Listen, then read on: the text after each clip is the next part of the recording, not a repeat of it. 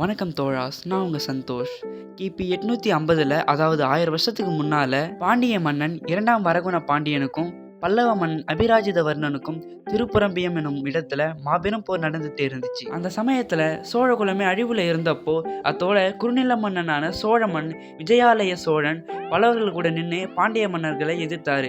அப்பதான் பாண்டியர்கள் கிட்ட பயந்து தான் கூட இருந்த பல்லவ மன்னன் அபிராஜிதவர்மன் பின்வாங்குறத செய்தியையும் போர்க்களத்துல கேட்கிறாரு. இதுதான் சோழ ராஜ்யம் மீண்டும் வளர சரியான நேரம்னு அறிஞ்ச அந்த வயதான புலி விஜயாலய சோழன் பல்லவர்கிட்ட இருந்து பிரிஞ்சு தனியா நின்று தன் மகன் ஆதித்த சோழனோட பாண்டியர்கள் எதிர்க்கிறாரு. இத்தனைக்கும் அவருக்கு 2 காலும் ஊனமா செயலிழந்த காலா இருந்தும் கூட 2 வாலிப வீரர்கள் மேல அமர்ந்துட்டு பாண்டியர்களை சூறையாடுறாரு. அந்த போர்ல வெற்றியும் ருசிக்கிறாரு. அந்த திருப்புரம்பிய போர் நடக்கலன்னா, விஜயாலய சோழன்னு ஒருத்தர் இல்லைன்னா, இன்னைக்கு நம்ம பார்த்துட்டு இருக்கிற தஞ்சை பெரிய கோவில் போன்ற சோழ அதிசயங்களையும் 1500 வருஷம் அசாத்திய பெருமகைகள் உள்ளடக்கிய சோழ ஆட்சியும் நடந்திருக்காது.